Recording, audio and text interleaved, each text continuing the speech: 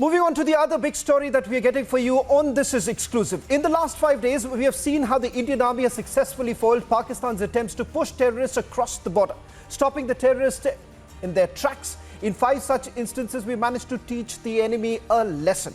On this broadcast, we also have a big newsmaker joining us on this broadcast, the man who led Operation Mrityunjay. It's the GOC of 19 Infantry Division, Major General Ajay Chandpuria, who's joining us on this broadcast. Take a look at this report and also that big interview. 5 days, 5 infiltration bids foiled. While Pakistan continues to indulge in cross-border terrorism, India has successfully managed to thwart the nefarious designs by Pakistan time and again. On 21st of August, one terrorist was apprehended in the Nowshera sector. The captured terrorist has revealed his identity as Tabarak Hussain, resident of Subskot village in the Kotli district of Pakistan-occupied Kashmir. On further interrogation, the terrorist confessed about the plan to attack the Indian Army post. On 22nd August, another infiltration attempt was made in the Nowshera sector via Dharkundi terror launchpad. Watch how Pakistani terrorists' movement was caught on camera. Visuals depict how the terrorists who were attempting to sneak in unwittingly stepped on the landmine and met their end. 9 minutes after the infiltration attempt was made, one of the terrorists stepped over a landmine, causing an explosion. The movement of terrorists was captured on a surveillance camera, a long-range reconnaissance and observation system. A major haul of arms and ammunition has been recovered, including the AK-47 rifle. This is the AK rifle that has been recovered from these terrorists. Important to mention that 2 terrorists have been neutralized when they were trying to sneak in into the Indian territory, and based on that, Operation Kanchi was launched, in which AK-47 rifle, 2 magazines have been recovered, around 50 rounds of the AK, some cigarette packets have been recovered. This clearly establishes the Pakistani hand, that it has the marking of government of Pakistan in it. On 23rd August, a group of terrorists were spotted by army personnel in Palanwala in Akhnur district of Jammu and Kashmir. The army personnel fired at the Pakistani terrorists, following which they went back towards the Pakistan-occupied Jammu and Kashmir. On 25th August, BSF Jammu troops foiled a major smuggling bid in Samba area, in which one Pak intruder shot and injured.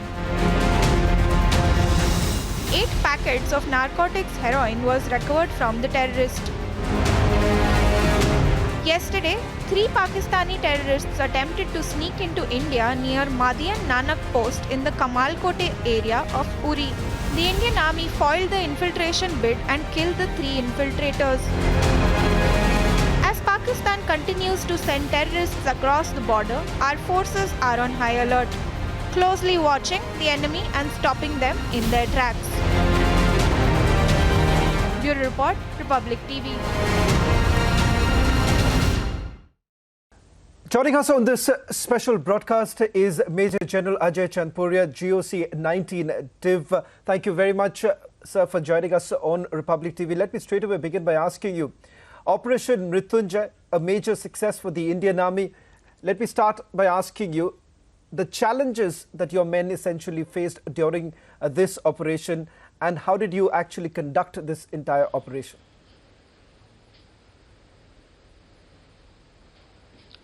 Right. Thank you, Mr. Shavan. As you are aware, from time to time it happens, and in this case also we got credible intelligence inputs from a number of agencies, including military intelligence, Jammu and Kashmir police, and at the end it was corroborated by our sources.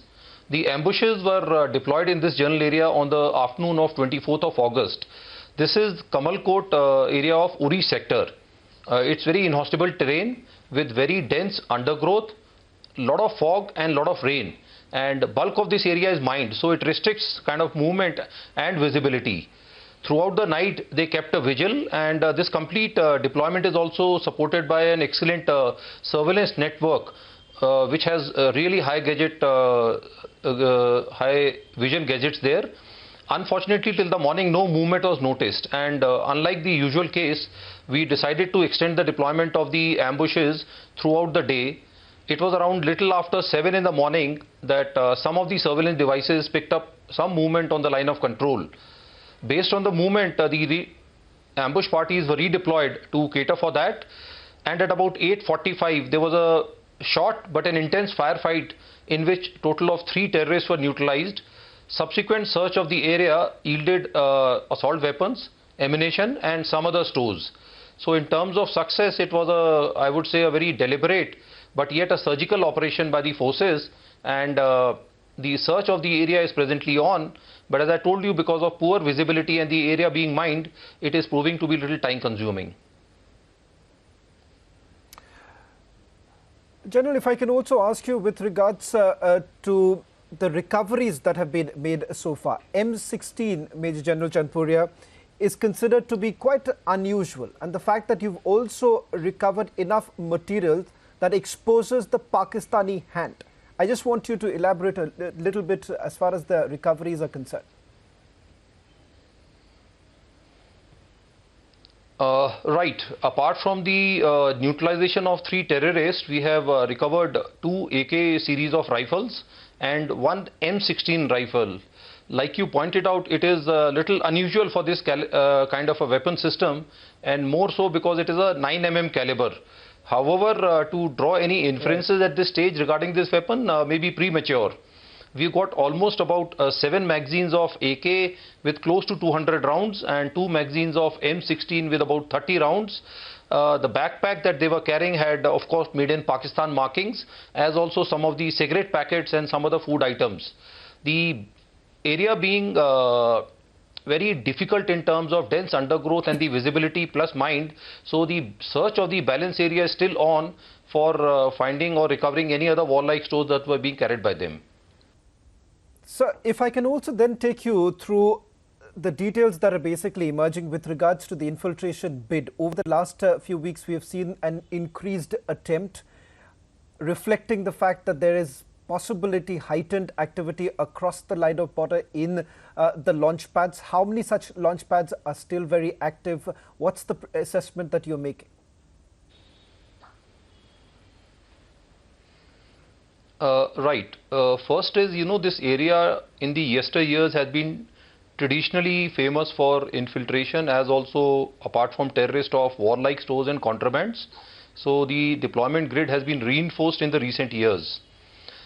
And again, this incident is not in isolation. In the recent days, you would have heard of similar incidents in the area of Palanwala in Akhnoor district, in the area of Naushera in Rajouri district, where 1 terrorist was captured alive, and then in Gurez and Tangdhar in Kupwara. So you see the pattern. This is not an incident in isolation. Also, on the other side, opposite our area of responsibility, based on credible inputs from multiple agencies, we have up to about 120 to 140 terrorists in 20 odd launch pads, which are located or very close to the line of control in Pakistan occupied Jammu and Kashmir, waiting to infiltrate. So it proves very clearly that as far as Pakistan is concerned, there has been no change, whether in its intent or actions, with respect to affecting terrorism in Jammu and Kashmir. In terms of the activities, are you sensing some different tactics that is being employed at this time by Pakistan in terms of the infiltration? Because what has essentially happened, because of the robust grid that is in place, they've certainly found it very difficult to carry on with the regular infiltration attempts. Would you say that there is perhaps a change in the tactics as far as Pakistan is concerned?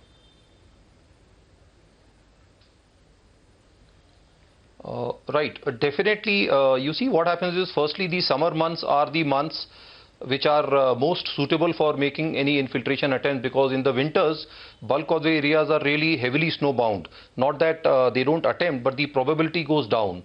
Second is, earlier times when the AIOS was not there, the anti-infiltration obstacle system, the fence. There was a different methodology.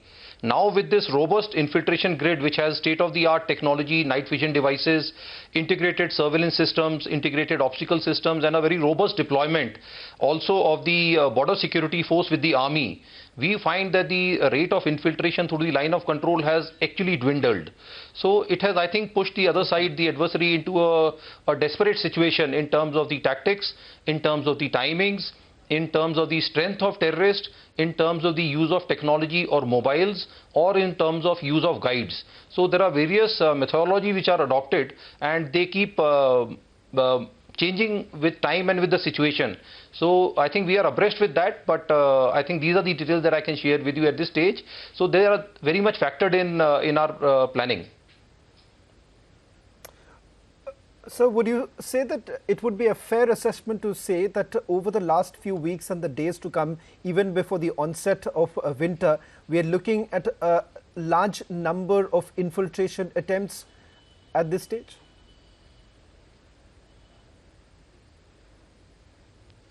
I think that's a fair assessment. Firstly, the successful operations in the hinterland have really dwindled the number of terrorists. So I think there is desperation from the other side to raise their morale and undertake some infiltration to induct some of their cadres for activities across the valley. So I think it's a fair assessment to say that we would see an upswing in the number of attempts being made as we approach through the autumn towards the winters. Yeah. One final question that I would also like to ask you, Major General Ajay Chandpuria, is the fact that with the changing situation, what is happening in Afghanistan, the fear that there was at some point in time that it's going to have some repercussions across the border in Pakistan, also these launch pads becoming extremely active once again. How would you really make your assessment in terms of the security situation right now in your focus area?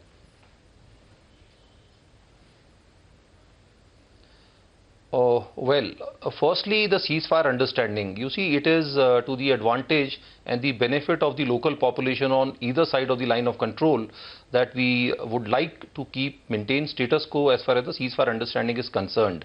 However, I think the relentless pressure being built up by the government and the international agencies on Pakistan have to continue to ensure that there is no spillover of any other effect towards the valley.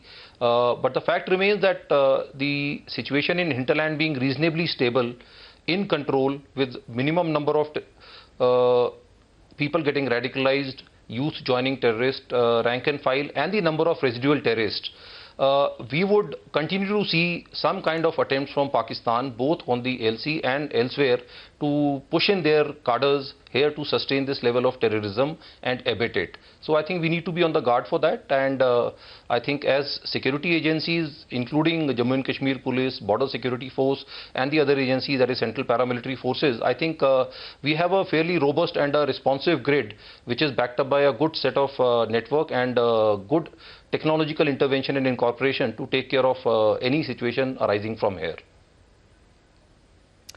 Sir, there's just one bit of clarification that I would say, because you know, this was an assessment that you made about a couple of months ago. This was the time when the situation was changing, especially in Afghanistan, where you essentially indicated that terrorists who fought in Afghanistan, there is a high possibility of them reaching in Pakistan, occupied Kashmir, with American weapons and equipments. Now with this M16 recovery, your assessment seems to be coming very true. The fact that could there be a China link in terms of supplying of weapons to Pakistan? How do you really look at all of this put together? Because it was your earlier assessment, and now it turns out to be pretty much true of what we are witnessing unfolding before our eyes. To answer that question, you see, firstly, there are reports of Pakistan fighters who have been operating in Afghanistan and have since reverted back to Pakistan. Some numbers are reported to be present in the terrorist training camps opposite the area of responsibility, and including some of such terrorists in the launch pads. Having said that, there have been some recoveries of American origin of weapons and night sights in the valley, but very limited numbers. I think beyond that, reading into this M16, this is just an unusual kind of a recovery, but it yet remains to be analyzed and seen as to what kind of weapon is it and where does it originate from, in order to draw any inferences on that particular part. Well, thank you very much, sir, for speaking to Republic TV and putting this into perspective. Once again, on behalf of all our viewers, thank you very much and congratulations to you and your team.